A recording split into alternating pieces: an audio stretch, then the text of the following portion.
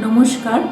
I'll start by thanking Indian Museum for inviting me to share a story in this wonderful series of stories of world culture. We are in very difficult times. We are combating COVID-19 pandemic, and recently our region was devastated by Umphon. But resilience has always been part of human life and the story of our cultures. So today I'll tell you a story of resilience. Today I will tell you the story of Hainu. Hainus are women divers living in the largest island of South Korea, Jeju. Jeju is known as the land of three plenties: women, wind and rock. The island indeed runs on wind energy.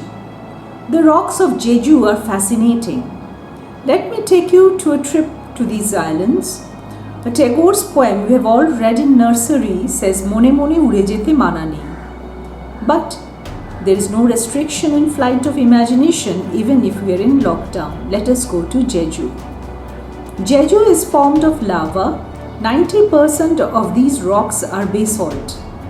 Because of this wonderful natural heritage, Jeju Island is an UNESCO Global Geopark. It has also been awarded the UNESCO Biosphere Reserve and the World Heritage labels. But today our story is about the women of Jeju, the Hainus or the sea women. If we go back hundreds of years, in those olden days men were lost in sea for years. During the times of Joseon dynasty, people were sent to Jeju on exile, so these deported men also fled from the island on boat. So what happened? The women had to fend for the families. Agriculture was difficult in those rocky islands, so the women dived deep into the chilly water of the Korean Strait without any gear, no oxygen tanks in those days. And they used to take a long breath for a minute and used to dive down to harvest abalone, conch, octopus and sell them to support their families and children. This tradition has survived even today. As you see here, Hainu women are still carrying on the tradition.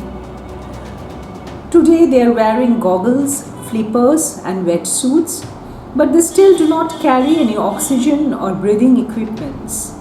They dive more than 100 times a day and grab the sea animals with hand or spear. They do not use any special equipments so that there is no overfishing.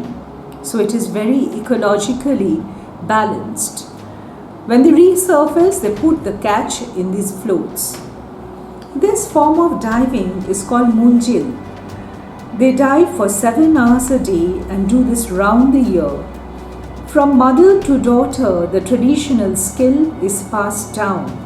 The women say they have a map of the sea in their mind, a map which includes the reefs, the habitats of the shellfish. Those who are very skilled, they are called sanguns. Those who are medium skilled are called junguns, and those who are still learning are haguns. As you see, these women, many of them are 50 years or more of age. She is maybe 70 or 80 years, and these are their catch. You can have the abalone, it's very tasty. In 2016, UNESCO inscribed Hainu Jeju in the representative list of Heritage of Humanity. Indeed, this story of world culture portrays many aspects. In the traditional patriarchal society of Korea, the Hainu women changed the social status of women, and the women had more say in the society. Their culture also portrays commitment to common good. It is ecologically friendly. Today the Jejus, there are some 3,000 of them.